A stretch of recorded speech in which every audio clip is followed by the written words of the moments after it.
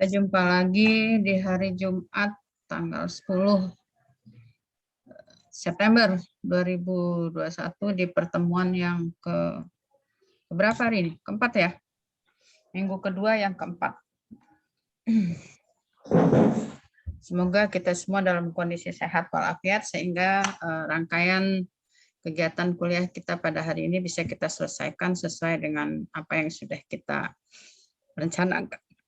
Nah, baiklah, seperti biasa saya mengingatkan, ayo mari hadir di kelas dengan membuka kameranya, karena kita segera akan memulai kegiatan kita pada siang hari ini. Semoga saja Anda semua juga di sana tidak bermasalah dengan sinyal dan lain-lainnya. Ya, saya persilakan untuk hadir di kelas Saudara Verela Anjora. Verela Anjora, terus lalu Parrihan, tidak usah dipanggil-panggil lah ya. Kalau ini langsung saja hadir di dalam kelas. Ya. Andi, saya kalau tidak panggil soalnya takutnya Anda sedang tidur ya, belum bangun gitu ya. Takutnya Anda sedang tidur belum bangun. Saya cukup panggil dari bagian awal. Tapi kalau nanti di tengah-tengah kemudian Anda memang tidak ada sampai akhir, ya sudah, berarti Anda tidak mengikuti. Itu ya. Tapi di bagian awal saya memang perlu mengingatkan, silakan Anda hadir. Saya takut Anda tadi sedang sambil tiduran lalu ketiduran gitu. Ya. Oke. Oke, sudah hadir, sudah hadir.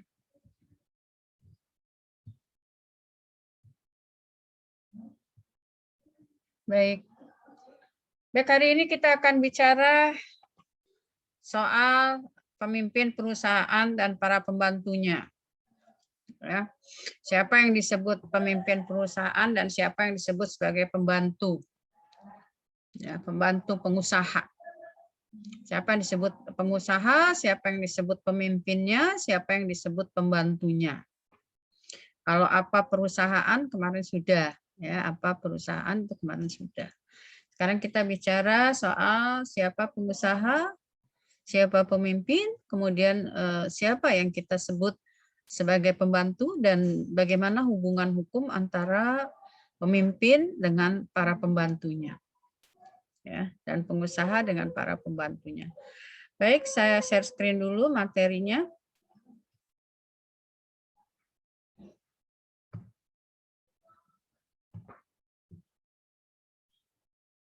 Ya. Kita bicara di dalam perusahaan hukum perusahaan kali ini, kita bicara memperjelas lagi apa itu perusahaan, siapa yang bisa kita labelisasi sebagai pengusaha, siapa yang bisa kita labelisasi sebagai pemimpin perusahaan, dan kalau mungkin nanti kita juga akan bicara soal pembantu pengusaha. Ya. Nah, kalau perusahaan kemarin sudah ya, hari Rabu ya, saya bicara soal perusahaan. Kalau kita bicara soal perusahaan, paling sedikit kita bicara apa itu? Kemarin, hari kemarin, hari Rabu kemarin kan sudah tuh. Nanti ada persyaratan lainnya, tapi paling utamanya kalau kita akan menyebut bahwa itu adalah perusahaan, itu harus ada apa di sana? Bentuk dan bentuk atau lembaganya, Bu. Bentuk atau lembaganya dan Jenis kegiatan. dan kegiatan usahanya. Ya, itu dia. Itu paling sedikit ya. Nanti bentuknya itu apa, kemudian kegiatannya itu harus dilakukan terus-menerus, kegiatannya harus dilakukan secara terang-terangan, tidak boleh tertutup, kemudian kegiatannya itu tujuannya memperoleh keuntungan, nah itu adalah lanjutannya. Tapi utamanya bahwa kalau di dalam sebuah perusahaan, atau kita ingin mengatakan bahwa itu perusahaan atau bukan, maka kita harus melihat, mengidentifikasi adakah lembaganya, adakah badan usahanya, dan apa kegiatannya. Kalaupun ada badan, ada lembaganya, kemudian kegiatannya bukan kegiatan usaha di bidang ekonomi, ya nanti kita tidak bisa sebut dia sebagai perusahaan. Mungkin dia bisa kita sebut sebagai sebuah badan yang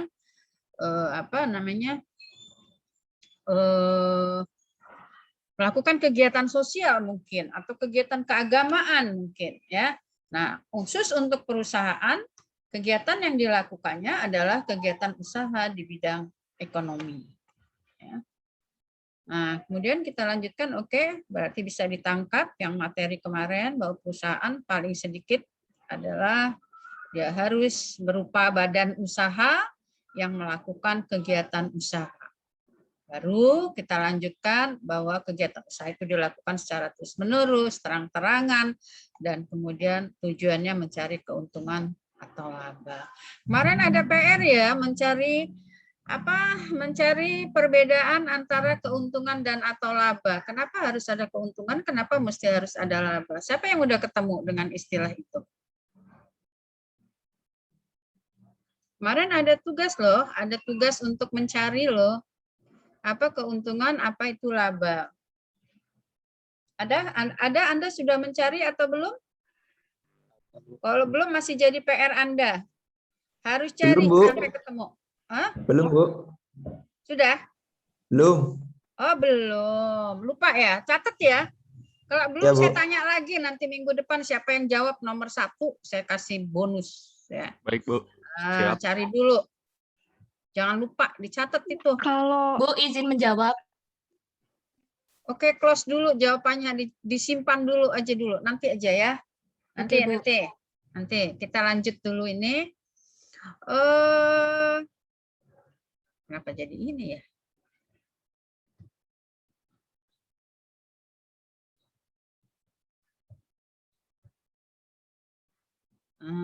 Kalau perusahaan tadi kita sudah ya, perusahaan itu tadi yang ini. Sekarang klasifikasi perusahaan. Klasifikasi perusahaan.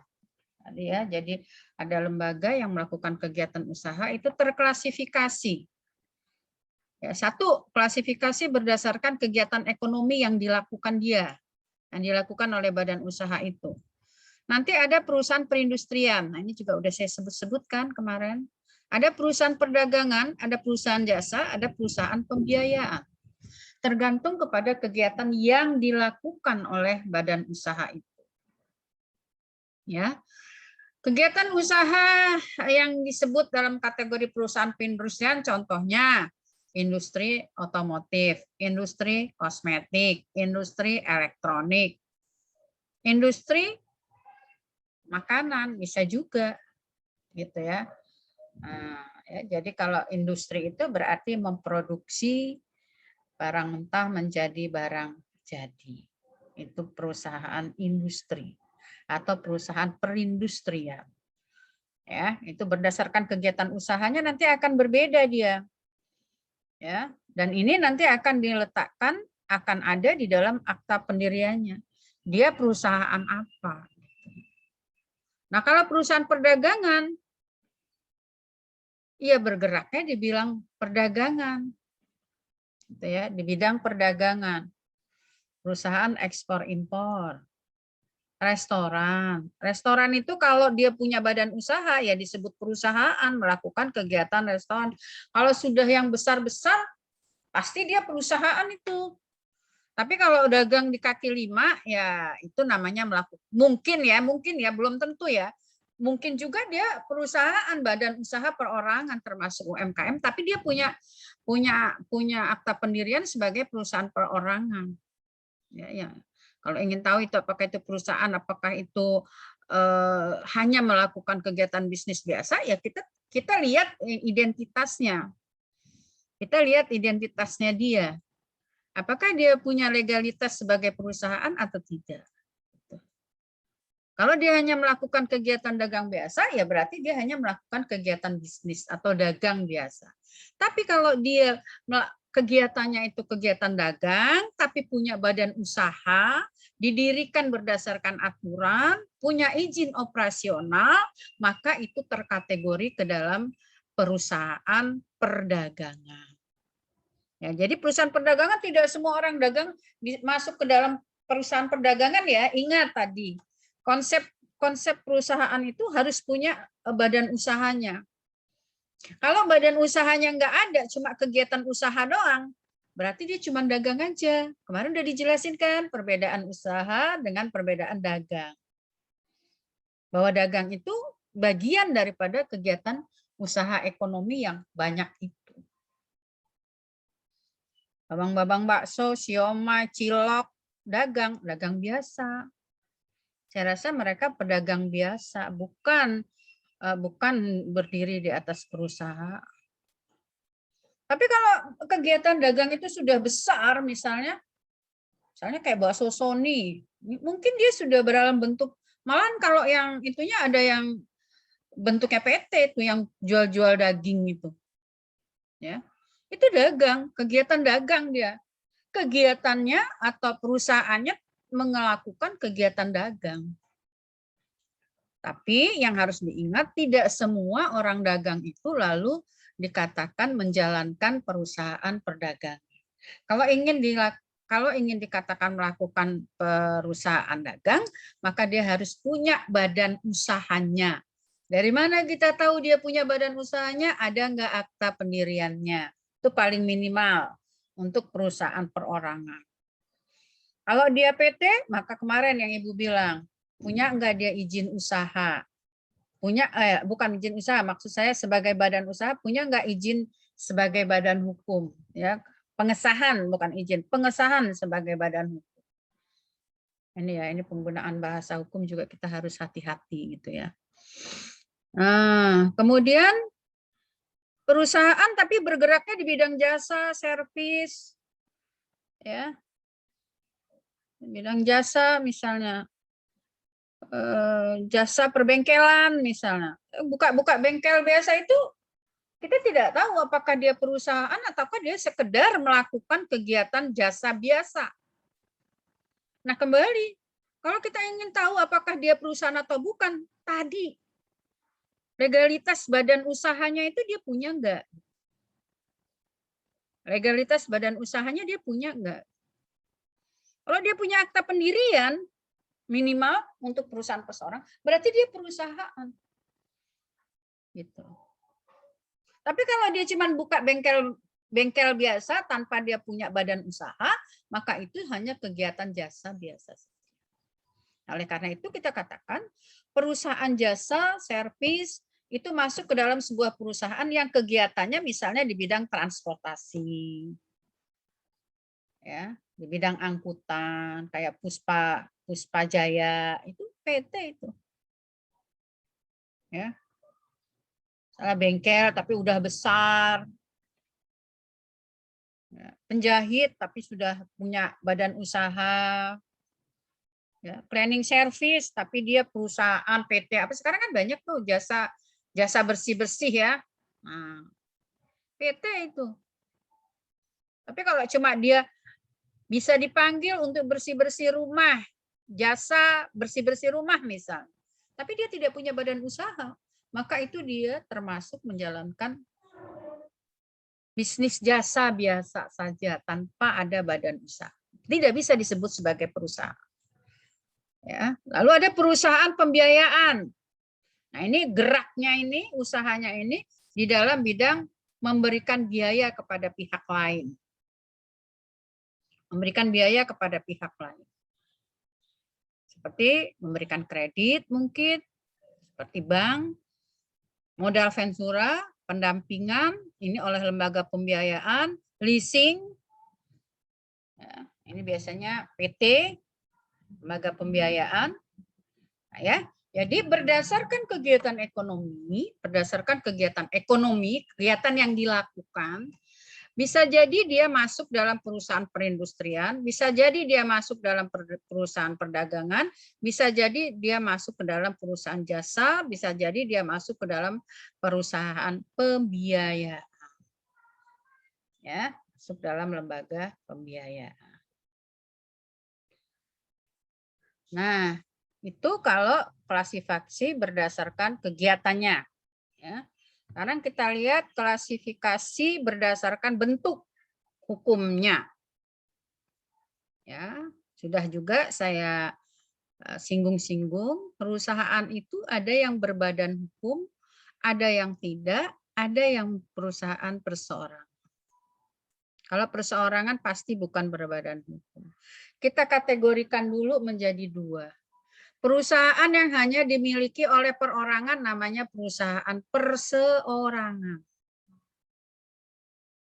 Ya.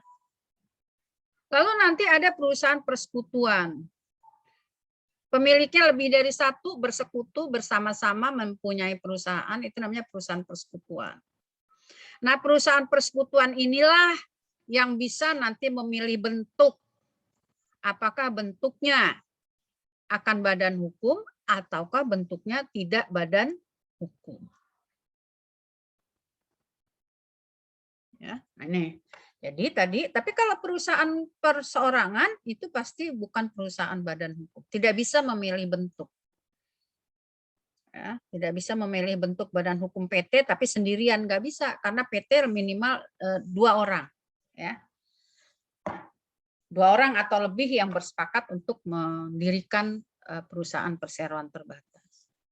Nah, jadi ada perusahaan dari segi bentuk hukumnya, bentuk hukum ya, dari segi kelembagaannya ya, dari segi kelembagaannya atau bentuk hukumnya, dari segi badan usahanya, perusahaan itu kita bisa bedakan perusahaan perseorangan, perusahaan badan hukum, dan perusahaan bukan badan hukum.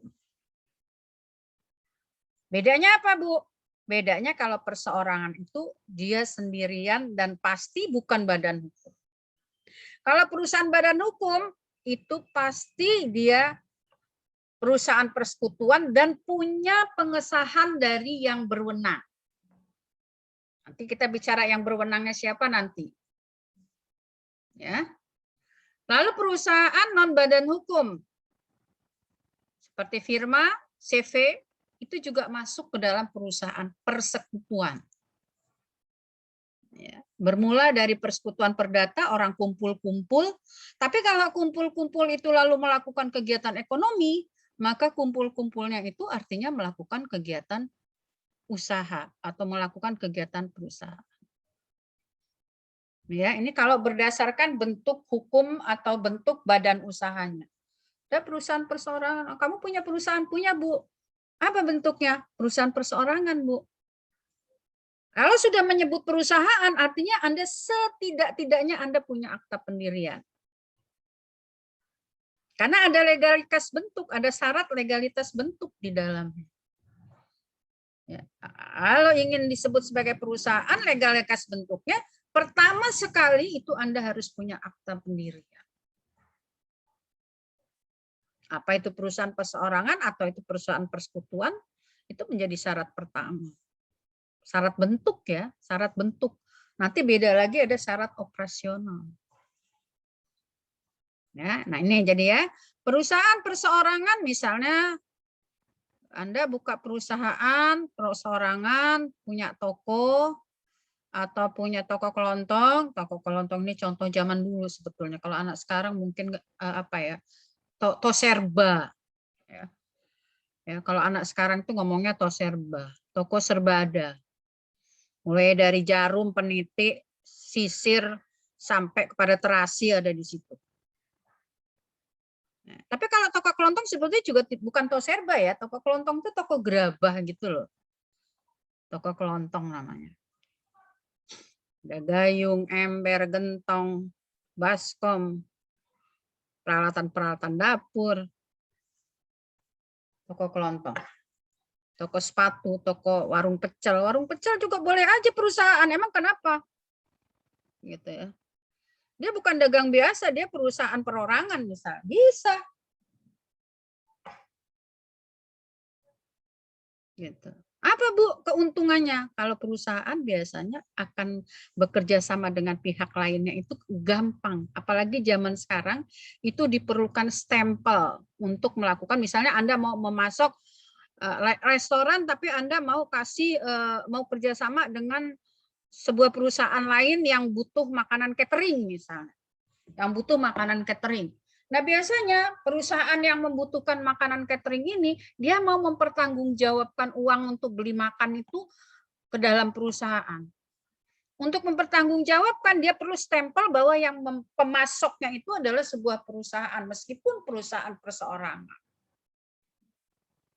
Gitu. Bahkan sekarang dituntut minimal paling tidak CV untuk keuangan, catatan keuangan. Nah, jadi keuntungannya gitu ya. Jadi meskipun Anda restoran Anda buka catering bagus, enak, kemudian murah, tapi Anda bukan perusahaan, itu agak sulit untuk menjalin kerjasama dengan pihak ketiga lainnya. Karena orang lain butuh bukti. Ya, untuk catatan keuangan butuh bukti, nota yang Anda keluarkan itu adalah nota yang dikeluarkan oleh sebuah perusahaan. Itu mengapa jadi kok kenapa susah-susah bikin perusahaan ya Bu? Kenapa tidak dagang saja biasa? Ya nggak apa-apa kalau Anda mau dagang biasa.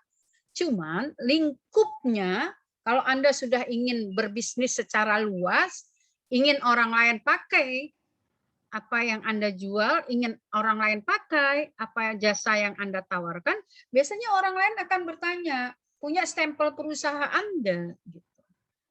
Karena itu dibutuhkan untuk keuangan. Maka orang memilih bentuk usaha ketimbang berbisnis biasa. Tapi kalau levelnya masih pembelinya, konsumennya, ya udahlah konsumen biasa aja kayak ibu gini makan beli udah nggak perlu nota pertanggungjawaban yang ada stempelnya misalnya. Tapi kalau Anda ingin memasuk ke hotel misalnya ngedrop makanan apa, ngedrop ke perusahaan apa catering setiap pagi, siang dan sore misalnya, itu biasanya yang mau pakai yang Anda dropping itu mereka akan minta kwitansi yang dikeluarkan oleh sebuah perusahaan. Itu alasannya kenapa orang melakukan kegiatan yang meskipun kegiatannya adalah dagang, dia akan menggunakan bentuk usaha tertentu. Ya, apakah mungkin paling sedikit perorangan. Tapi sekarang sih yang saya tahu pertanggungjawaban keuangan itu paling sedikit perusahaan itu berbentuk CV. Itu kenapa orang berlomba-lomba mendirikan CV walaupun cuman kegiatannya dagang gitu ya. Tapi dia punya legalitas sebagai CV itu punya. Ini ya. Jadi berdasarkan bentuk hukum usahanya kita bisa bedakan perusahaan itu apakah perusahaan perseorangan yang gerak usahanya seperti ini, apakah perusahaan badan hukum. Ya. Perusahaan badan hukum itu perbedaannya dengan yang bukan badan hukum, yang badan hukum itu nanti ada pengesahan dari yang pihak yang berwenang. Ya, kemarin kita sudah juga. Kalau kayak PT dipesahkan oleh Menteri Hukum dan HAM. Koperasi siapa yang mengesahkan? Itu bedanya, ada pengesahan. Lalu kenapa orang milih PT kok susah-susah cari pengesahan? Karena nanti kalau PT, orang-orang yang memasukkan modal di dalamnya itu terbatas, sampai di situ saja tanggung jawabnya. Kalau PT merugi, PT bubar, dia nggak ditarik-tarik harus bertanggung jawab harta kekayaan pribadi. Oke, itu nanti lah ya, tapi ini bicara soal bentuk badan usaha dulu. Jadi ada perusahaan perseorangan, ada perusahaan badan hukum, ada perusahaan bukan badan hukum. Perusahaan persekutuan yang bukan badan hukum bentuknya firma dan persekutuan komanditer. Kalau yang badan hukum, PT, untuk swastanya disebut perseroan terbatas, untuk yang punya negara, itu bentuk badan hukumnya badan hukum masuk dalam kategori badan usaha milik negara itu ada Perum dan ada PT Persero. Bukan hanya Perum ya, tapi ada PT Persero. PT juga, tapi sahamnya sebagian besar dimiliki oleh negara. Lalu ada perusahaan non badan hukum. Ini ada firma,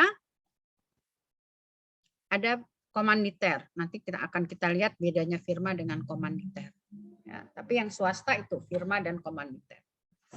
Itu berdasarkan bentuknya, bentuk usahanya. Jadi nanti kalau ada pertanyaan, coba kamu bagi perusahaan atau apa kamu jelaskan perusahaan dalam berdasarkan bentuk hukumnya.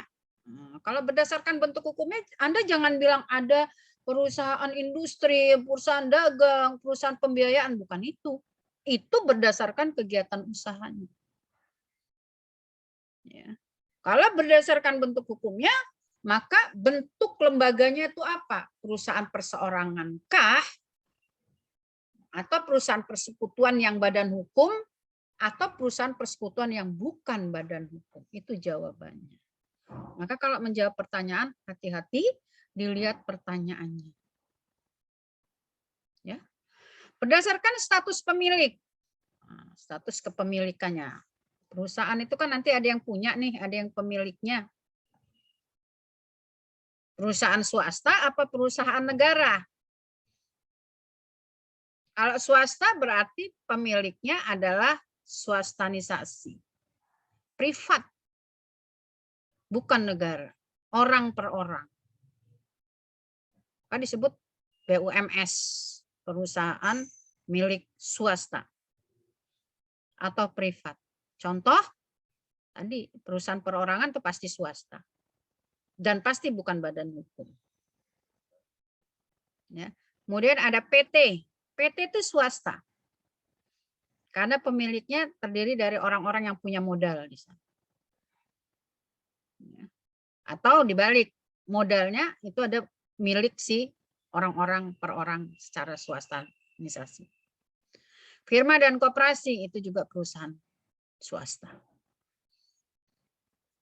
Lalu siapa yang disebut dengan perusahaan umum milik negara dilihat dari status kepemilikannya? Atau BUMN ini mana saja? Kalau BUMN, ya. Kalau tadi kan modalnya itu punya kita, punya orang per orang. Siapa yang mau mendirikan koperasi boleh, mendirikan PT boleh, mendirikan firma boleh, mendirikan CV boleh. Anda bergabung lebih dari 2 anak mendirikan PT, CV boleh. Silakan saja, nggak perlu harus melibatkan negara. Tapi kalau BUMN, maka dari aspek permodalannya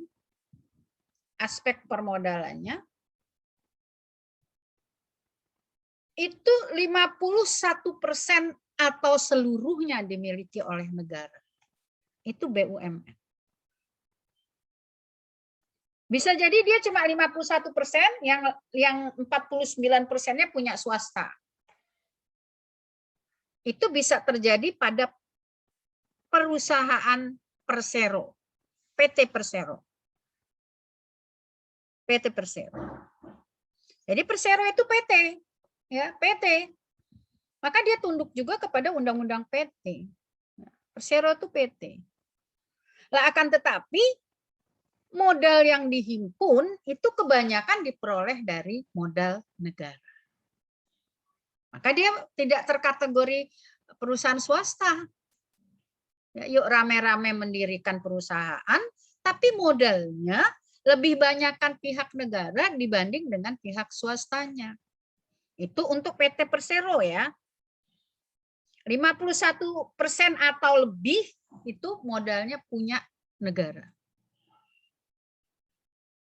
Lalu kalau yang Perum? Kalau yang Perum itu 100% modalnya punya negara. 100% itu perusahaan plat merah. Ya. Tapi kalau PT Persero, BUMN yang dibayang-bayangi pihak swasta. Artinya masih ada modal orang per orang ditanam di situ. Maka kalau PT Persero ya sebetulnya PT boleh mencari keuntungan. Tapi kalau Perum, itu lebih harus mengedepankan aspek pelayanan. Ya, coba nanti Anda lihat beberapa perusahaan yang pakai label PT Persero mana. Itu masuk perusahaan BUMN ya, BUMN. Perusahaan plat merah juga, tapi modalnya ada juga punya swasta, walaupun tidak dominan. Ya, tapi kalau yang Perum itu dominan atau seluruhnya 100% itu punya negara. Oke, sampai sini bisa dipahami atau ada yang ingin ditanya? Mulai dari tadi klasifikasi berdasarkan kegiatan usahanya, berdasarkan bentuknya, kemudian berdasarkan status kepemilikannya. Bisa dipahami atau tidak? Sebelum saya melanjut. Ya, jadi beda-bedanya di situ ya. Jadi berdasarkan apa dulu Anda suruh mengklasifikasikan itu. Kalau pertanyaannya, coba Anda jelaskan jenis-jenis perusahaan misalnya. Anda harus tanya lebih jauh kepada yang bertanya. Berdasarkan apa saya harus mendeskripsikannya? Kalau tidak ada berdasarkan apa, maka Anda harus jawab semuanya. Berdasarkan kegiatan usaha, jenisnya perusahaan industri, perusahaan dagang, perusahaan pembiayaan. Ya. Nah, berdasarkan bentuknya, ada perusahaan perorangan, perusahaan badan hukum, bukan badan hukum. Berdasarkan kepemilikan, siapa yang punya modalnya, ada perusahaan swasta, ada perusahaan BUMS, ada perusahaan BUMN. Bedanya apa BUMS dan BUMN? Dari segi modalnya. Kalau BUMS, modalnya itu full, murni, pure, punya swasta, privat. Ya. Tapi kalau BUMN, sebagian besar, 51, bukan sebagian besar yang ngomongnya, 51% atau lebih itu punya negara. 51% atau lebih itu punya negara. Berdasarkan jumlah pemilik, tadi Ibu bilang, kalau sendirian namanya perusahaan perseorangan. Bukan berdasarkan modal pemilik, tapi berdasarkan jumlah pemiliknya. Sendirian atau berdua atau lebih. Sendirian namanya perusahaan perorangan. Berdua atau lebih namanya perusahaan persekutuan. Ya, enggak sendirian. Ya. Itu perusahaan persekutuan. Nah, ya. Perusahaan persekutuan apa saja? Bisa PT, bisa koperasi, bisa firma, bisa CV, itu perusahaan persekutuan. Ya.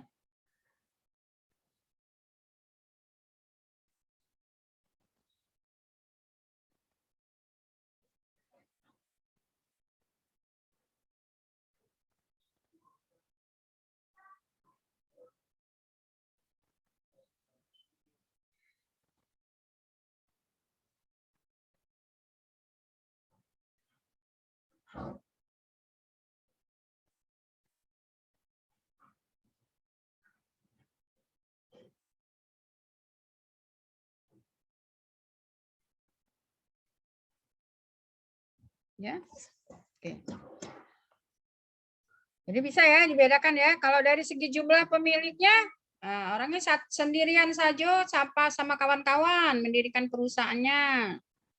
Oh sendirian, namanya perusahaan perorangan. Ya. Oh bersama teman, namanya perusahaan persekutuan. Ya. Nah, lalu ada perusahaan berdasarkan tujuan. Ini ada yang mencari keuntungan, ada yang untuk kesejahteraan anggota. Sebetulnya kalau koperasi itu pada prinsipnya sih sebetulnya bukan perusahaan lah kalau koperasi itu. Karena kalau perusahaan itu mesti yang menjalankan mencari keuntungan.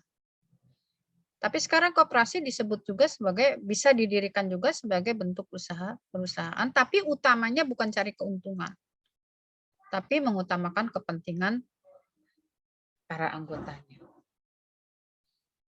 Ya.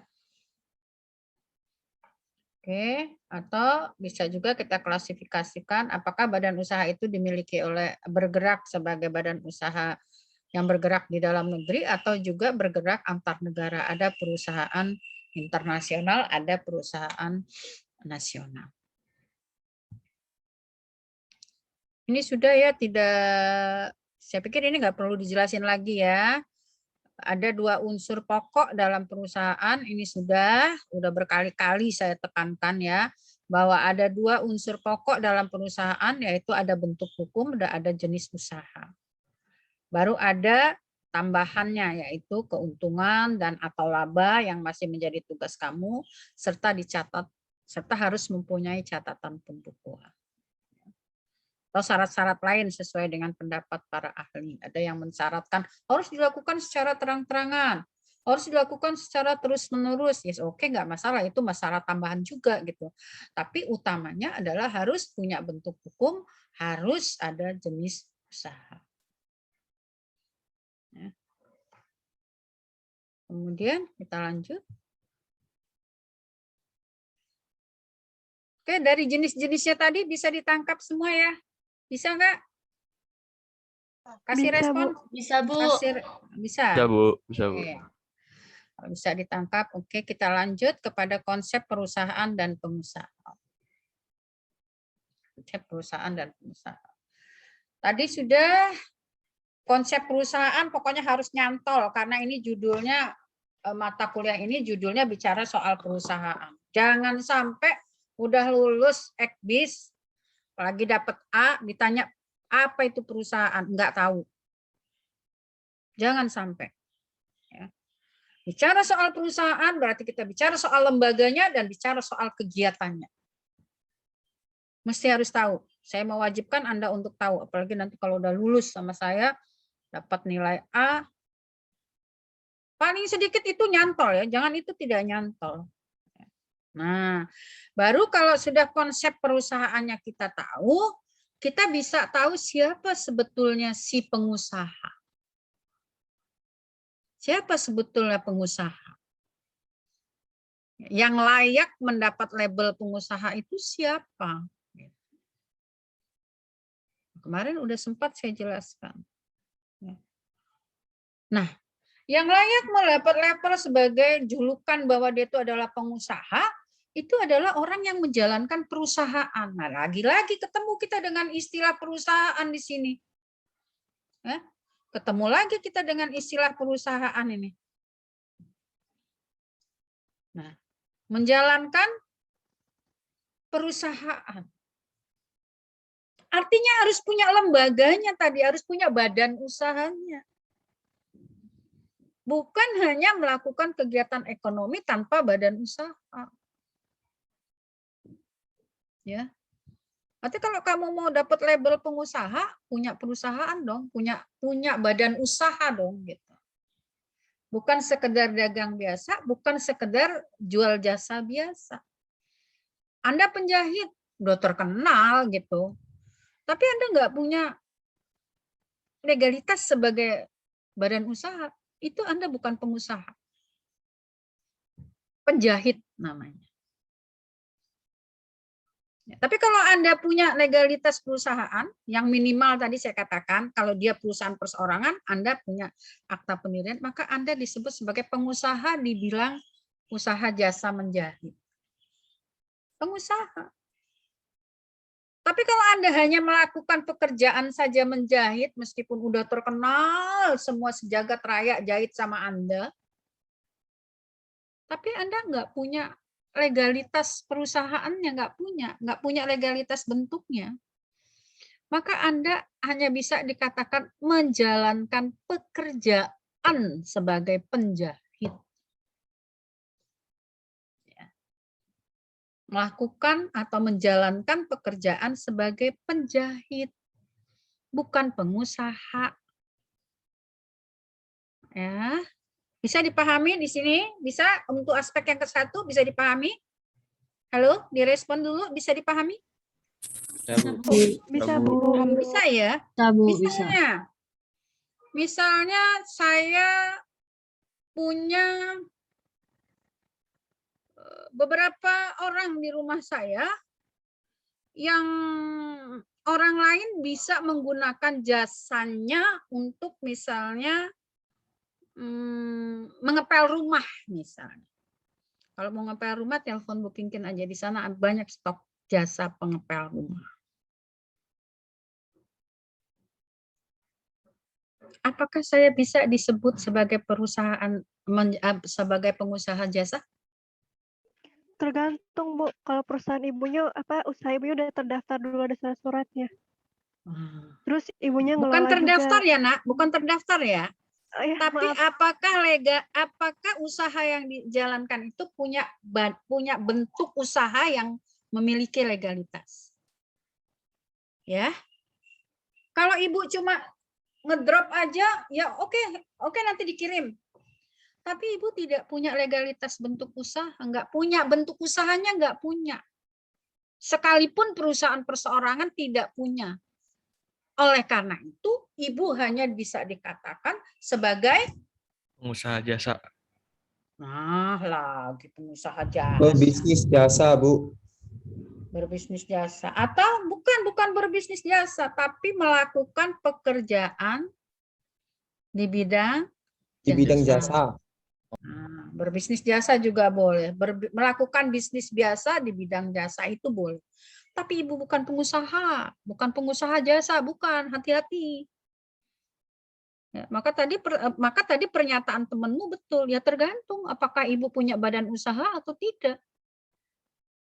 Gitu. Kalau Ibu punya badan usaha, meskipun perorangan, ya Ibu bisa disebut sebagai menjalankan perusahaan. Karena Ibu menjalankan perusahaan, aspek ke-1 terpenuhi, yaitu Ibu bisa disebut sebagai pengusaha. Paham ya? Nah, hati-hati ya, istilahnya hati-hati.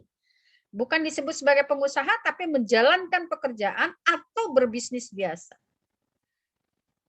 Ya, menjalankan pekerjaan dagang, Ibu dagang catering misalnya, banyak laris langgananku, gitu. Tapi apakah saya pengusaha dagang? Nanti dulu. Ibu punya nggak perusahaannya? Ibu punya nggak badan usaha yang legalnya? Gitu. Kalau Ibu punya, oke, Ibu bisa disebut sebagai pengusaha, meskipun bentuk usahanya itu hanya perusahaan perorangan. Nggak harus yang perusahaan persekutuan ya, sendirian pun boleh karena memang ada yang terkategori ke dalam perusahaan perseorangan. Yang kedua, siapa sih pengusaha itu? Kalau tadi menjalankan sendiri, menjalankan perusahaan. Yang kedua kriterianya, orang yang menyuruh menjalankan perusahaan. Jadi orang yang menjalankan perusahaan satu dijalankan sendiri, atau kalau atau itu pilihan kedua. Atau orang yang menyuruh menjalankan perusahaan. Nih gue punya modal, nih gue udah punya perusahaan, badan usahanya udah legal, tapi aku nggak bisa menjalankan sendiri karena aku nggak ahli di bidang itu. Maka aku bisa memanfaatkan jasa orang lain yang ahli di dalam bidang menjalankan perusahaan. Oke, ini sudah saya bentuk badan usahanya, saya sudah ada modalnya, ada perusahaannya, kegiatan usahanya sudah sesuai dengan izin operasionalnya, tapi saya tidak bisa menjalankan sendiri karena takut perusahaan ini nggak jalan. Maka kita bisa memberikan kuasa kepada orang lain untuk menjalankan perusahaan yang kita punya itu. Gitu. Nah, kita nggak ikut menjalankan, tapi kita menyuruh orang lain untuk menjalankan perusahaan. Nah, menyuruhnya ini nggak ada, laksanain, nggak gitu. Ada perjanjian pemberian kuasa untuk menjalankan perusahaan. Ya. Jadi menjalankan sendiri atau menyuruh orang lain untuk menjalankan perusahaan, itulah yang bisa kita labelisasi sebagai pengusaha. Ya. Menjalankan perusahaan atau menyuruh orang lain untuk menjalankan usaha yang kita punya. Karena kita takut bangkrut, kita nggak ahli menjalankan usaha. Bisa dong kita minta tolong orang lain yang memang ahli di bidangnya.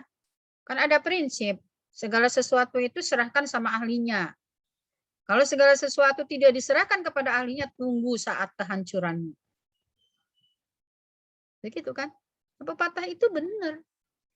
Jadi kalau menjalankan kegiatan usaha, Bu, aku bukan sarjana ekonomi, nggak apa-apa, semua itu bisa dipelajari, yang penting Anda mau, nanti semua bisa diasah. Tapi kalau Anda tetap minder, tetap tidak yakin, tetap tidak percaya diri untuk menjalankan perusahaan, Anda akan menyerahkan itu kepada orang lain, bisa juga. Dan Anda tetap disebut sebagai pengusaha. Label pengusaha nanti Anda tetap bisa mendapatkan Anda sebagai owner. Oke, ya, sampai situ bisa dipahami. Label pengusaha akan diberikan kepada siapa? Bisa, Bu. Bisa. Kalau yang mau nanti mau melamar gadis, sekedar menjalankan kegiatan dagang, berarti kalau tanya pekerjaannya apa? Dagang, Bu. Anda punya bengkel, membuka bengkel, tapi tidak punya legalitas sebagai perusahaan. Pekerjaanmu apa, Nak? Jasa, Bu, di bidang perbengkelan. Emang kenapa? Emang rendah? Enggak. Enggak juga, gitu. Dari ketimbang kamu ngaku pengusaha, kagak punya badan usaha, ngaku-ngaku pengusaha, gitu.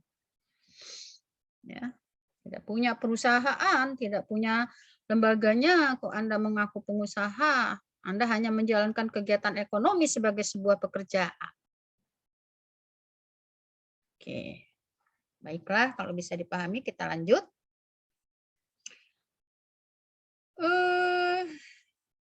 Nah, pengusaha itu nanti ada berjenis-jenis. Ya. Ada pengusaha yang sendirian aja kerjanya deh, gua modalnya belum banyak, belum bisa mempekerjakan orang lain. Dari mulai apa sampai apa kita kerjakan sendiri dengan akta pendirian sebagai perusahaan perorangan, maka kita itu disebut sebagai pengusaha yang bekerja sendiri. Ya kalau masih kecil belum bisa gaji karyawan ya sudah kita kerjakan sendiri saja gitu. Ya. Bisa. Anda sudah kepengen punya akta pendirian tapi Anda belum bisa menggaji orang lain. Bisa nggak Bu bikin perusahaan perorangan? Bisa. Gitu. Anda sudah disebut sebagai pengusaha tapi pengusaha yang bekerja sendiri klasifikasinya. Belum punya karyawan. Belum punya pembantu. Ya. Nomor 2, ada pengusaha yang bekerja dibantu oleh pekerja. Dia punya perusahaan perorangan, dia sudah bisa mempekerjakan orang lain sebagai pembantu-pembantu pengusaha. Sebagai pembantu-pembantu di dalam dia menjalankan kegiatan usaha itu. Pengusaha juga. Kerja sendirian ya pengusaha, intinya dia punya perusahaan tadi loh. Intinya dia punya badan usaha tadi. Mau sendirian ya dia dikatakan pengusaha, mau ada pekerjanya juga apalagi gitu ya. Yang nomor 3, mau dia nggak ngerjain sendiri tapi diberikan kepada orang lain, ia juga pengusaha. Waduh, aku nggak sanggup lah karena aku banyak kerjaan lain misalnya. Aku dirikan saja perusahaan untuk sekedar tambahan mencari keuntungan, tapi aku serahkan kepada orang lain. Memberikan kuasa kepada orang lain untuk menjalankan perusahaan. Ya, itu disebut pengusaha yang memberi kuasa kepada pihak lain tanpa ikut campur. Sudah pakai surat kuasa full untuk menjalankan usaha, Anda bisa tidur saja di rumah, Anda bisa main golf, Anda bisa shopping saja kerjaannya, pokoknya Anda sudah punya 10 perusahaan yang dikerjakan oleh orang lain, maka Anda juga disebut sebagai pengusaha. Yaitu pengusaha yang memberi kuasa kepada pihak lain untuk menjalankan kegiatan usaha. Oke, sampai sini bisa dipahami? Kalau ada yang mau tanya silakan. Silakan, halo. Ibu, izin bertanya, Bu. Silakan, sebutkan namanya. Nama Rahma Anita. Ya. Bu, kan saya waktu itu pernah lihat ada perusahaan perseroan terbuka, Bu. Nah, dalam bentuk hukum bedanya dengan perusahaan perseroan saja itu apa ya, Bu? Oh, ya, oke. Terbuka ya. Ada terbuka, pasti ada tertutup. Ya. Kalau perseroan terbatas, PT, itu adalah perusahaan berbadan hukum yang terdiri dari kumpulan modal yang berbentuk saham. Itu definisinya di dalam Undang-Undang PT, kira-kira seperti itu. Lalu kita kenal, itu ada PT tertutup, ada PT terbuka. PT tertutup itu adalah modalnya dari para pendiri dan para pemilik perusahaan. Itu saja yang mendirikan. Kalau dia nanti punya label terbuka, oh berarti sahamnya sudah dijual ke publik. sudah dijual melalui penawaran umum di pasar modal. Ya, maka ada PT Angin Ribut TBK misalnya, belakangnya ada TBK gitu ya. Maka itu artinya modalnya sudah dijual ke publik, bukan hanya orang yang mendirikan saja, tapi kepada umum, kepada kita yang pada bisa membeli saham, silakan gitu. Silahkan saja. Nah, itu PT terbuka namanya. Prosesnya ada bagaimana cara melakukan penawaran umum di bursa efek. Namanya PT Go Public. Disebut dengan PT terbuka. Apa tadi yang bertanya? Rahma Anita, Bu. Rahma Anita, bisa dipahami? Bisa, Bu. Bisa. Baik, ada lagi pertanyaan lain? Izin bertanya, Bu. Ya. Saya Ruth Jennifer izin bertanya, bagaimana Bu mengenai kepala perusahaan yang mengambil keputusan tetapi dia tidak melibatkan anggotanya? Apakah di situ ada pelanggaran terhadap anggota perusahaan, Bu? Nanti itu kita bicara soal struktur organisasi perusahaan yang berbentuk PT. Ya, nanti ada masalah tanggung jawab eksternal, tanggung jawab internal. Nanti ada pembahasan masalah itu. Ya, eksternalnya gimana? Kalau dia PT, saya katakan. Nah, terpaksa saya ulas juga nih. Yang namanya direksi itu fungsinya menjalankan perusahaan. Ya. Lalu nanti ada komisaris, fungsinya mengawasi bagaimana perusahaan itu dijalankan oleh direksi. Ada RUPS, ini tertinggi dalam perusahaan yang namanya PT. Semua harus dipertanggungjawabkan kepada RUPS. Pertanyaan Anda kan tadi, kalau ada pemimpin perusahaan yang melakukan kegiatan terus melanggar, tidak melibatkan kepada anggotanya, kepada struktur di bawahnya, itu bagaimana? Nanti akan kita lihat bagaimana hubungan hukum antara pemimpin perusahaan secara eksternal dan internal. Sabar ya, sabar, nanti akan sampai. Saya takut nanti Anda mumet kalau belum sampai, nanti akan sampai. Ada hubungan hukum pemimpin perusahaan atau orang yang menjalankan perusahaan secara internal ke dalam dengan secara eksternal kepada pihak luar. Dan terutama kalau hubungan hukum itu menimbulkan pelanggaran atau kerugian pihak lain.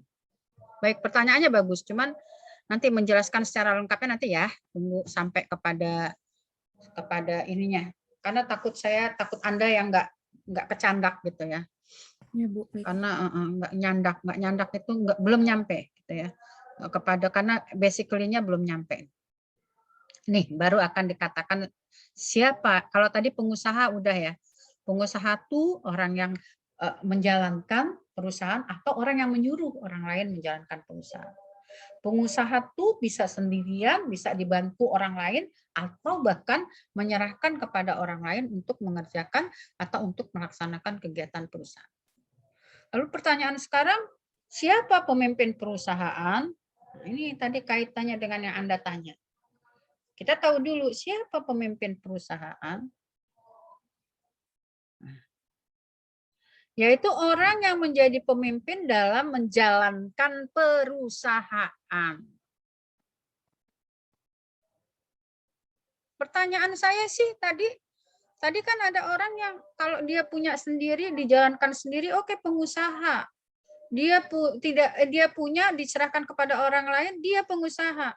Pertanyaannya yang nerima ini pengusaha apa bukan yang nerima kuasa? Kan nerima kuasa juga, Bu. Pengusaha, karena dia menjalankan perusahaan. Ya, kata menjalankan perusahaan ini kan dia menjalankan, tapi dia dapat menjalankannya itu dasarnya adalah pemberian kuasa.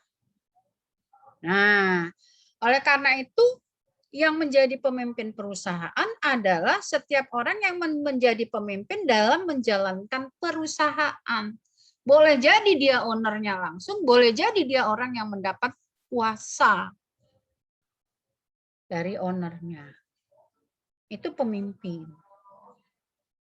Coba saya ngecek yang lain dulu nih, masih ada nggak dia ada di layar kaca kita. Takut-takut gue udah ngoceh-ngoceh, tuh orang-orang pada tidur lagi. Saya udah serius semangat-semangat, kok yang lain pada tidur. Sementara yang nggak tahu itu Anda, kalau saya mah mau gue cuman jelasin ngebaca doang juga nggak rugi-rugi amat, yang rugi Anda nggak paham. Dan itu bukan tipikal saya ya, jadi saya merasa tidak tega saja kalau untuk melewati substansi tanpa harus menjelaskan dengan serius gitu ya. Anda yang nggak mengikuti dengan serius kan rugi sendiri gitu ya. Kalau saya sih sebagai dosen bisa saja saya cuma pemimpin perusahaan ialah orang yang menjadi pemimpin dalam menjalankan perusahaan, titik, udah mau ngerti mau enggak bodo amat gitu ya, EGP gitu. Tapi saya sih berusaha untuk bagaimana Anda mengerti dengan apa yang saya sampaikan. Jadi kalau Anda sendiri nggak berusaha untuk ngerti, itu mah salahnya dewe gitu ya. Dosennya udah semangat 45, Andanya malah tidur gitu ya. Nah, oleh karena itu dikatakan sebagai pemimpin perusahaan adalah orang yang menjadi pemimpin dalam menjalankan perusahaan. Bisa jadi dia ownernya, bisa jadi dia orang yang mendapat kuasa untuk menjalankan perusahaan. Oleh karena itu, unsur-unsur dari pemimpin perusahaan adalah subjeknya, dilihat dari orangnya, dilihat dari subjeknya, itu bisa satu orang atau lebih. Ya, kalau dia sendirian, terus dia yang pengusaha, dia yang mimpin, ya seorang diri lah namanya. Tapi kalau dia persekutuan, bisa jadi dia tim, maka disebut dengan dewan direksi. Kalau sudah dewan itu pasti lebih dari satu. Dewan apa saja lah. Gitu ya. Dewan direksi artinya orangnya, pemimpinnya bukan satu orang tapi lebih dari satu. Dewan pimpinan fakultas misalnya, pemimpin utamanya dekan, pemimpin lainnya wadek 1, 2, 3 itu pemimpin. Universitas pemimpin utamanya rektor, para pembantunya itu pun pemimpin. Dewan pimpinan. Ya, pimpinan universitas. Nah, itu kira-kira seperti itu ya. Jadi di perusahaan juga gitu, pemimpin itu bisa sendirian, bisa juga berbentuk tim, berbentuk dewan. Ya, dewan direksi. Ya. Objek yang dikerjakannya apa? Melakukan kegiatan perusahaan. Masuk dalam struktur. Ya. Memimpin artinya punya kedudukan yang tertinggi di dalam struktur organisasi itu ya, di dalam menjalankan ya, di dalam menjalankan, bukan struktur organisasi. Kalau struktur organisasi PT itu nanti kedudukan tertinggi ada pada RUPS. Tapi di dalam menjalankan perusahaan, ini ada komandannya, namanya pemimpin perusahaan. Kedudukannya tertinggi. Maka nanti ada yang disebut kalau dia tim, direktur, dirut, direktur utama. Di bawahnya ada direktur 1, bidang apa, direktur 2, apa, direktur 3, dan seterusnya itu dewan direksi. Maka kalau sudah punya label dirut, nggak main-main, itu pucuk pimpinan itu dalam sebuah perusahaan. Nanti ada komisaris, lu kerja, jangan macam-macam ya, gue awasin, itu komisaris. Komisaris nanti akan melaporkan semua pekerjaan, akan dipertanggungjawabkan semua pekerjaan itu pada saat ada RUPS. Semua pemegang saham itu adalah masuk dalam RUPS sebagai pemegang kekuasaan tertinggi. Tempat melaporkan pertanggungjawaban perusahaan. Ya, oke, dari sini kita tahu bahwa pemimpin perusahaan itu adalah pucuk pimpinan tertinggi, memiliki kedudukan tertinggi dalam sebuah perusahaan, bisa dilakukan oleh satu orang atau lebih yang berbentuk dewan. Ya. Hubungan hukumnya adalah dengan pemberian kuasa dengan upah. Kalau dia kalau dia pemimpin perusahaannya itu diserahkan dari owner aslinya kepada orang lain. Itu dari yang punya, yang misalnya saya yang punya, terus saya udahlah saya kan dosen, Saya nggak bisa nih ngejalanin perusahaan, nggak fokus. Saya menyerahkan kepada orang lain, itu nanti ada antara saya dengan yang saya serahkan itu ada hubungan pemberian kuasa. Tapi kalau saya punya sendiri, saya jalankan sendiri, saya jadi pemimpin, ya nggak ada hubungan pemberian kuasa, nggak ada diberi, saya memang punya sendiri, owner langsung menjalankan, langsung pemimpinnya saya misalnya.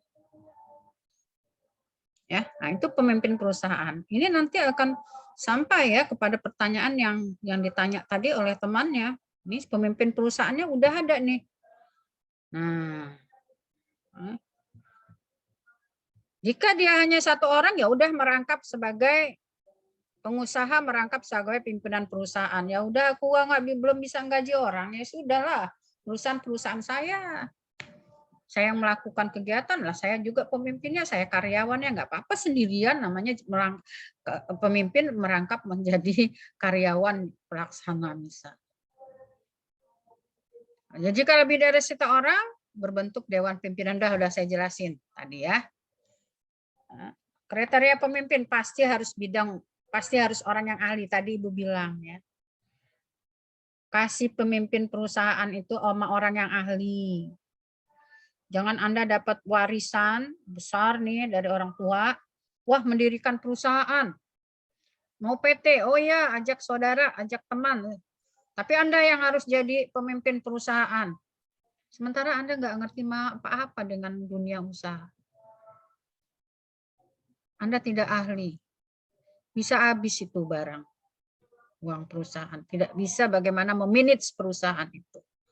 Maka kriteria pemimpin perusahaan harus ahli di bidang usaha yang dipimpinnya. Kalau usahanya bidang dagang, dia mesti ahli di bidang perdagangan. Usahanya di bidang jasa, dia mesti ahli di bidang perjasaan. Usahanya di bidang industri, dia mesti ahli di bidang perindustrian. Kalau usaha itu mau maju. Itu. Ya. Terus dia itu harus mendapat kuasa penuh, nggak boleh sepotong-sepotong. Ya, dilepas kepala, dipegang ekor. Kalau mau kasih kuasa full untuk menjalankan kegiatan perusahaan. Baru dia bisa berimajinasi, dia bisa berinovasi, dia bisa bagaimana memajukan perusahaan yang dia pimpin itu. Karena apa? Karena dia nanti sekaligus akan menjabat atau memiliki kedudukan sebagai pembuat keputusan tertinggi di dalam perusahaan. Diadakan rapat, bla bla bla bla bla bla bla bla, keputusannya ya tetap ada pada pemimpin tertinggi. Ada pada pimpinan perusahaan. Baik itu perorangan maupun dewan direksi. Kalau dewan direksi ya udah nanti rapat terbatas lagi, bagaimana kesimpulan dewan direksi? Nah, biasanya ikut arah dirutnya, gitu kan? Walaupun nanti ini memberikan masukan disepakati.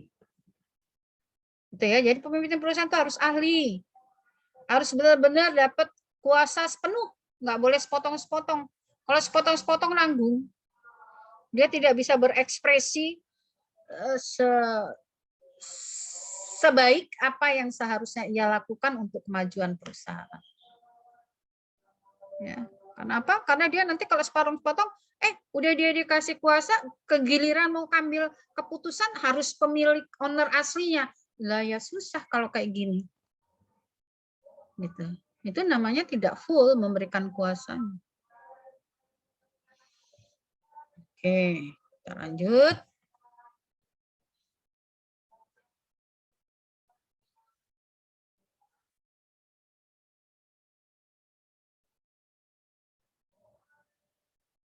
Hubungan hukumnya nih ya, antara pengusaha dan pemimpin perusahaan. Pengusaha yang dimaksud di sini maksudnya ini pengusaha ownernya ya, yang menyerahkan, andai kata pemimpin perusahaan ini memperoleh kuasa untuk menjalankan usaha, maka alas haknya itu adalah pemberian kuasa dengan upah. Dia digaji besar untuk menjadi pemimpin perusahaan, untuk menjadi direktur itu gajinya besar. Tetap, bukan untuk 3 bulan aja ya lu jadi dirut, nggak boleh, harus tetap. Bersifat tetap. Kecuali ada hal-hal yang tadi dibilang. Dia melakukan kesalahan, perusahaan menjadi merugi. Nah, itu nanti akan dilaksanakan RUPS untuk melakukan pemberhentian. Dan bersifat koordinatif, setara antara siapa yang memberi kuasa dengan penerimanya. Bukan hubungan perburuhan, walaupun dia diupah, walaupun dia dibayar. Jadi kalau Anda jadi dirut, bukan buruh ya Anda di dalam perusahaan itu. Tapi Anda setara karena Anda juga di situ dikatakan sebagai pengusaha karena Anda melakukan kegiatan perusahaan. Meskipun dasarnya adalah pemberian kuasa. Ya, nggak main-main, jangan dianggap buruh kalau sudah pimpinan perusahaan. Ya. Antara pemimpin perusahaan dan tenaga kerja. Nah, ini dia nih, nyampe kan? Antara pemimpin perusahaan ke bawahnya gimana? Kalau ke ownernya tadi, itu tadi hubungan hukumnya. Atas dasar pemberian kuasa, dia itu setara dengan si pemberi kuasanya. Tapi kalau dengan pekerja, pemimpin, terus nanti ada karyawan di bidang-bidang apanya itu tadi, perjanjiannya adalah perjanjian ketenaga kerjaan. Ya. Hubungannya subordinatif antara atasan dan bawahan. Jadi Anda adalah karyawan. Kalau Anda cuma kerja di perusahaan, bukan pimpinan, berarti Anda karyawan. Subordinatif. Hubungan dengan si pemimpin. Begitu juga hubungan dengan usahanya. Anda tuh karyawan perusahaan. Ya. Bisa jadi dia hubungannya tetap, karyawan tetap. Bisa jadi tidak tetap. Sekarang banyak yang tidak tetap ketimbang yang tetap. Ya. Nah, nanti karena dia ini karyawan, apakah setiap mengambil kebijakan harus melibatkan karyawan? Nah, itu kan pertanyaannya tadi. Ya kan? Sebagai karyawan, hubungannya subordinatif, lu di bawah antara majikan dengan pimpinannya, antara karyawan dengan pimpinannya. Apakah setiap pemimpin ini akan melakukan perbuatan hukum izin dulu dengan karyawan? Ya enggak, wong dia ada di bawah. Itu. Ya, sampai ya pada jawaban kamu tadi ya yang dipertanyakan. Ya, Bu. Ya, siapa tadi yang tanya? Saya, Bu, Ya. dari Jennifer. Ah, Jennifer. Bisa dipahami sampai situ? Bisa, Bu. Bisa. Oke. Karena kita udah tahu pemimpin itu siapa, karyawan itu bagaimana statusnya. Ya, enggak semua kebijakan atau apa yang akan diambil kebijakan oleh pimpinan itu langkahnya itu akan dibicarakan. Walaupun yang baik itu pasti harus akan dibicarakan dengan tenaga kerjanya. Tapi ada hal-hal yang prinsip yang cuma jadi pembicaraan antar pimpinan saja. Tapi kalau kebetulan itu salah, apakah karyawannya juga bisa dipersalahkan? Nah, itu nanti lain lagi ketika dia melakukan hubungan dengan pihak luar. Tapi kita lihat dulu sampai situ dulu, ya, sampai situ dulu.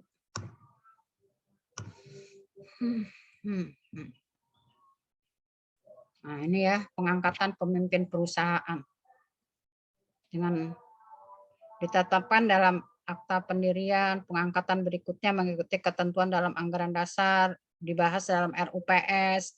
Nah, ini ada baca saja di buku bagaimana cara mengangkat seorang pemimpin perusahaan. Ya, tapi Anda sudah tahu siapa pengusaha, siapa pemimpin, bagaimana statusnya, bagaimana hubungannya dengan para karyawan, sudah sampai di situ. Ya, kalau runtutan bagaimana cara mengangkat ini baca sendiri ya di buku ya. Jadi enggak semuanya saya sampaikan satu persatu. Nah, yang penting ini nih, pembantu pengusaha.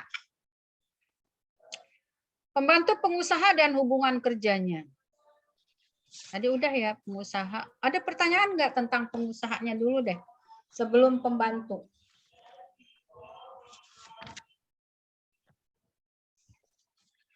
Kalau enggak saya Lanjutkan pembantu pengusaha dan hubungan kerja. Pembantu pengusaha itu ya, yaitu ya namanya pembantu lah ya, yaitu setiap orang yang membantu kegiatan pengusaha, ya, membantu kegiatan pengusaha.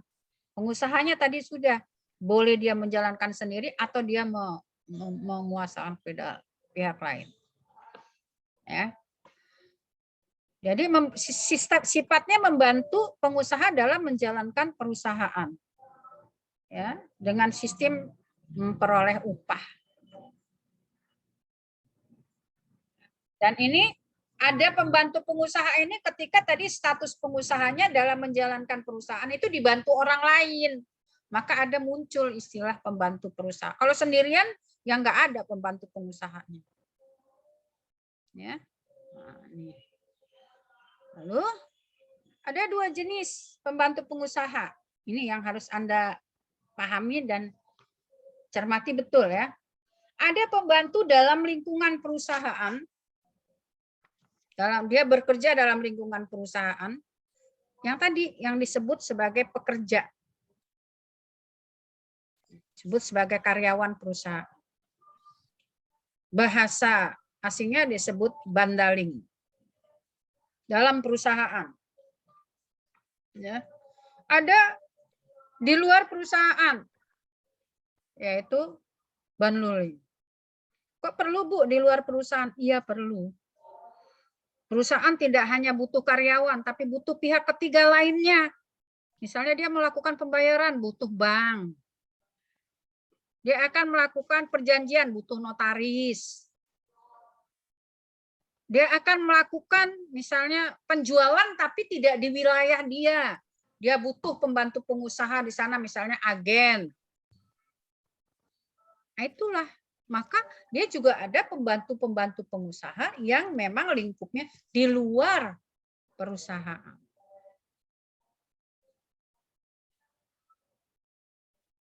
Oke, sampai sini bisa dipahami? Nah, baik, saya lanjut. Bandaling, yaitu berdasarkan hubungan kerja.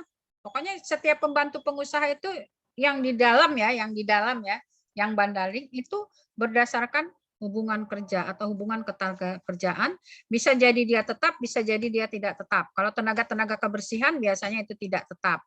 Sekarang akan ada sistem kerja yang tidak tetap itu, ya. Kemudian dalam hubungan subordinat, ya, antara atasan dan bawahan dengan memperoleh upah. Jadi kalau pekerja itu hubungannya atasan bawah. Pembantu pengusaha itu dengan pengusahanya itu atasan bawahan. Oke, saya rasa ini karena sudah siang, saya takut yang laki-laki mau ini, dan ini masih rada banyak ya. Ada nanti pemegang prokurasi dan lain-lain. Kalau tidak fokus menjelaskan itu tidak enak, sayanya juga tidak enak. Ya, jadi saya rasa saya cukupkan dulu kegiatan kita. Ini sudah 11:30 lewat di jam saya. Yang akan sholat takutnya mau siap-siap. Sebetulnya jadwalnya sampai 12:30. Nah itu sampai 12:30 sampai jam berapa sih kita? 11.40 Bu. Oh 11:40. Berarti tinggal kurang 10 menit ya. Oke. Ibu akhiri dulu ya, nanti kita ketemu lagi, saya ulangi lagi materi ini mengenai pembantu pengusaha ya, mengenai pembantu pengusaha nanti saya ulangi lagi, karena kalau menjelaskan tidak ada yang penting-pentingnya sih ya, nanti kalau yang rasanya ada mata kuliah lanjutannya itu nanti saya biasanya menjelaskannya juga tidak terlalu yang harus ini, karena ini di bagian pendahuluan ini memang di bagian yang penting-pentingnya ya, pengertian ini yang basicnya banget yang harus Anda cerna sebagai bukti bahwa Anda sudah mengikuti mata kuliah ekonomi dan bisnis. Kalau kayak Merok apa HK itu nanti ada mata kuliahnya sendiri. Oleh karena itu nanti kita cuma mengenal sedikit saja gitu ya. Perbankan itu nanti ada kuliahnya sendiri. Arbitrase ada lagi mata kuliahnya, ketemu sama saya lagi nanti. Gitu ya. Nah, oleh karena itu, kalau yang bagian basicnya memang saya harus menegaskan, menekankan betul bahwa Anda harus tahu tentang hal ini. Gitu ya. konsep-konsep dasarnya. Baik, saya cukupkan penjelasan saya. Nanti ketua kelas Tekila di foto, silakan hadir di foto. Tekila, Ibu minta Anda membantu untuk mana Tekila? Anda masih di ruangan? Ya Bu, ada Bu. Ya, silakan Tekila. 1, 2, 3.